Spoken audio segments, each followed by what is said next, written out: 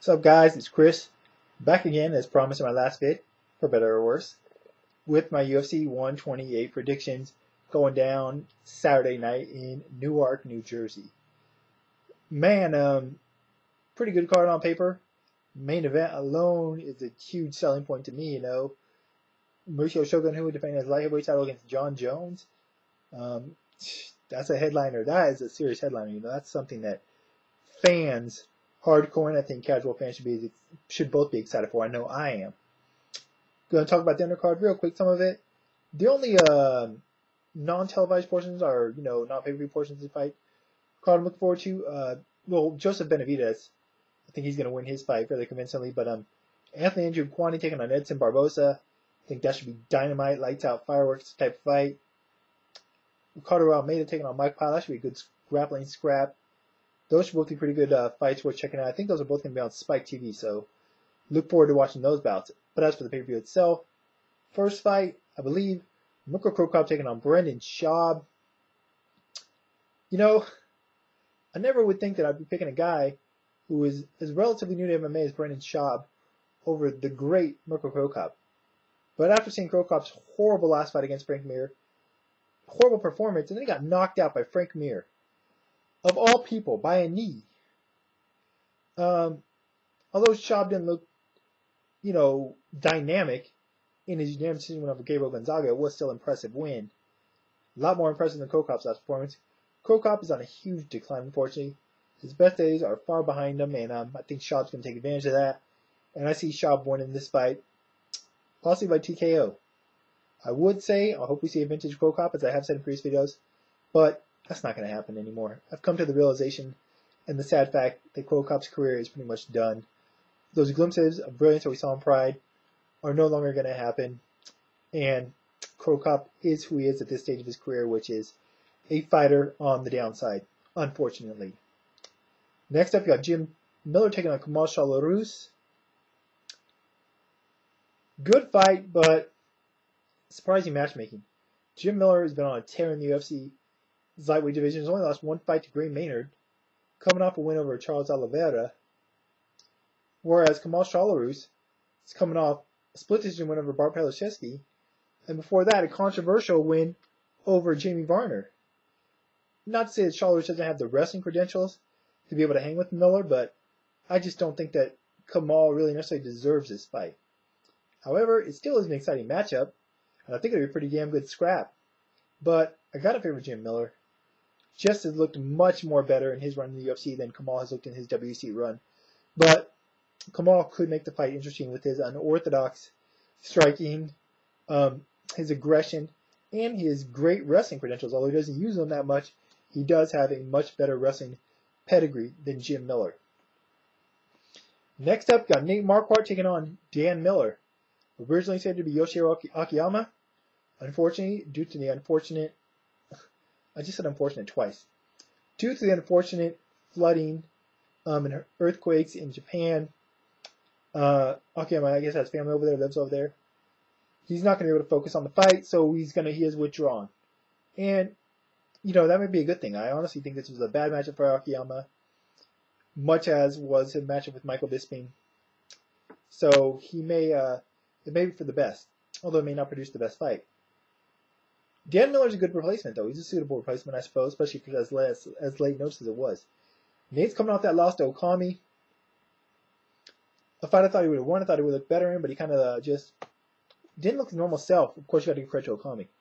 Miller has the wrestling to stifle and frustrate Marquardt, much like Chael Sonnen did. Not to say Miller's wrestling was on the level of Chael Sonnen's, but I think he can give Nate problems with his wrestling.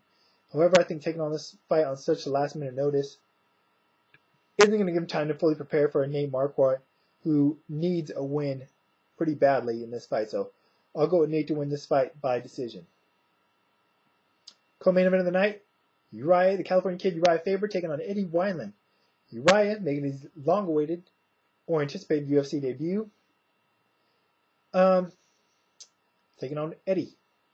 Uriah is coming off that win over Mizugaki. I forgot his name. I want to say Yoshihiro, but I don't know if it's Yoshihiro or Takayama Mizugaki. I don't know, but Either way, that was Uriah's first fight back down at bantamweight after fighting at featherweight in the WC for so long. And he looked strong doing it. No, didn't look to have lost a step or anything in the fight. Retained the speed, good power still, and of course finished the fight with a brutal rear naked choke. As for Eddie Wineland, didn't see his last fight yet. Heard it was a brutal slam knockout of Ken Stone. Still have yet to see it. Ken Stone, obviously, Eddie Wineland, his only really major threat to, I think, Uriah in this fight is his power. He's got good power in his strikes. But all other advantages go with Uriah Faber. Uriah Faber is the faster fighter, the more athletic fighter, the more well-rounded fighter, the better wrestler, and the much better grappler. I don't think Uriah's going to play around the feet too much and give Eddie a chance to win this fight in the only area he has to win it. I think Uriah might strike a little bit, work for the takedown. Once he gets it, I think he'll be able to hustle Eddie on the ground. Not say he's going to finish him off instantly as soon as he gets him there, but I think he'll be able to handle him there fairly quickly. And I see Uriah Faber getting a submission win late first or in the second round. So I think it should be a successful UFC debut for the California kid, Uriah Faber. Main event of the night. UFC Light Heavyweight Championship at stake. Champion Mauricio Shogun Hua taking on Jon Jones. Man, originally scheduled to be Mauricio Shogun Hua taking on Rashad Evans. Unfortunately for Rashad, he got hurt about 7 8 weeks ago. Had to withdraw from the bout. But fortunately, I think for most UFC fans, Jon Jones is a replacement. Not to say I wasn't looking forward to Shogun Evans, but not nearly as much as I'm looking forward to this fight. Not even to say Jon Jones is a better fighter than Rashad Evans, but I just think the matchup is a lot more intriguing and compelling than Shogun Rashad. I think there's a lot more chances for a exciting, entertaining, explosive fight than in a Jones Rashad Evans bout. Mauricio Shogun coming off the rematch win over Lyoto Machida, where he won the title in decisive fashion, just knocking Machida out. Unfortunately, he's been out for a long time. Hurt his knee again.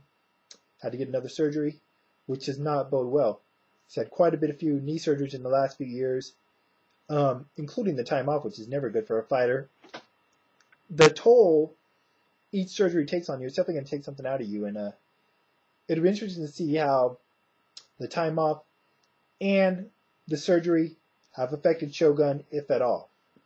Jon Jones, coming off the win at UFC 126, I believe it was, over Ryan Bader. Was two of the bigger prospects in the UFC lightweight division. Jon Jones showing that he is the superior fighter and prospect. And, the post-match interview was great when they told him, Rashad's hurt, which he already knew. And, UFC's offering you an opportunity to fight Shogun for the title. Jon Jones' reaction was great. The ensuing announcement was great. Just the whole thing. It just got the crowd so hyped. Myself included, the people I was watching it with. It was just great. It was awesome. It's one of those special moments I think you get not so often in mixed martial arts. As for the fight itself, to me, it's odd to see Jon Jones as the favorite, although he has looked awesome in his UFC career, including his last fight over Bader. He still has been relatively untested. We haven't seen him go through any adversity, and I would imagine Shogun, it goes without saying that Shogun is his toughest test to date on paper. I would imagine that Shogun's going to give him problems that no fighter Jones has faced as of yet, is going to give him. Jones is the quicker fighter. He's way more athletic, taller, has pretty much the longest reach in the UFC, including an advantage over Shogun. Although Jones is a very unorthodox striker, which is effective for him, of course Jon Jones has a wrestling advantage as well. Mauricio Shogun Hua is the better striker, technically. Better with the kicks. I think he has more power with his strikes, with his punches, with his knees, with his kicks as well. And I just think he is, he's been training Muay Thai for, years. Probably as long as Jon Jones has been training. No. Basically, I want to say they both started training about the same age. Although Jones has really made great improvements in only a year or 2 or 3 of training and fighting, Shogun, started fighting around the same age and has just had so much more time as a fighter to develop than Jon Jones has. Is it too much too soon for Jon Jones? Hard to say. Obviously, you won't know till the night of the fight or after the conclusion of the fight. One thing I think is Jon Jones, like I said, he has the advantage in wrestling, and he can take Shogun down and look to use some of that ground and pound on those vicious elbows that he showed in the Brandon Vera fight. However, Mauricio Shogun Rua, underrated grappler, Brazilian Jiu-Jitsu black belt, has some slick submission skills, even though we haven't seen him used to in abundance throughout his career. Jon Jones, we haven't really seen him in any fights where he's really been at a risk of getting submitted.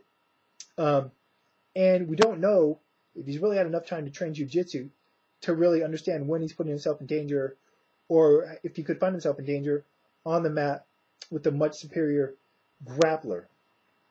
So don't be surprised if Jones takes Shogun down and Shogun's able to stop on a submission. Particularly, I wouldn't be surprised if Shogun goes for some kind of a heel hook or leg lock. That's definitely in Shogun's arsenal. He knee-barred Kevin Randleman in the past. And it's something, I think, with Jones' long limbs, something that he could shoot for that Jones may not be prepared for just yet. Of course, if Jones is able to smash those elbows down on Shogun the way he was Brandon Vera, it may be all for naught. As for my prediction, though I do have questions about Shogun with the time off and coming off the surgery and how it will affect his movement and his body, just his strength and his just ability overall, physically. I am going to favor to win this fight. For all the reasons I mentioned, the experience, I think he's still the better overall fighter. I think he's handled adversity. We don't know what's going to happen to Jon Jones if and when he takes a solid hit. We don't really know what his chin's like. We haven't really seen him get hit flush or, how he handles adversity. If he'll crack, if he'll be able to deal with it. We don't know. He doesn't even know himself, most likely, because he's never had to deal with it yet in a fight. So, and I do believe Shogun's going to have at least 1 or 2 moments in the fight where he is able to put Jones in danger. And I think he might be able to capitalize on that. Can't say for sure. Nobody can until the fight happens, but I do see that being a very likely possibility. So I'm going to favor Shogun for all those reasons. Of course, I will be in no way surprised if Jon Jones wins this fight. There's a reason people are saying it's the future of the lightweight division and the future of mixed martial arts. He's just the next generation of fighters. He's like the blueprint of it. So I won't be surprised if he wins the fight. Plus, neither's had a long time to prepare for the other, but I think Shogun, with his experience, especially when he fought in Pride, is more used to dealing with fighters on last-minute notice, as opposed to Jones going into, by far, the biggest fight of his career, as opposed to Shogun. It's just business as usual, though Jones is a serious threat. Anyway, so I'm going Shogun to win this fight. Regardless of who wins, I don't see it going to a decision, but I think Shogun's going to win this fight by submission. Don't know exactly what, but I think that's what's going to happen. So, yeah, I want to hear your guys' thoughts. I want to hear your thoughts on the overall card, whether you're looking forward to it, or if you're just looking forward to the main event, mostly like I am. Are you glad that it's Jon Jones instead of Rashad Evans taking on Shogun in this fight? Or would you prefer to see Rashad versus Shogun? Who do you favor in the main event and why? And how do you think they're going to win? That's it for now. Talking about this and more, as usual, on the Science Punch Radio Show. Actually, depending on when I post this video, I might have already. But I'll put a link to the show in the information part of the video as usual, as well as a link to my Twitter. If you can't catch it live on Sunday, you can always go back and check the podcast or on demand. That's it for now, guys. Until next time,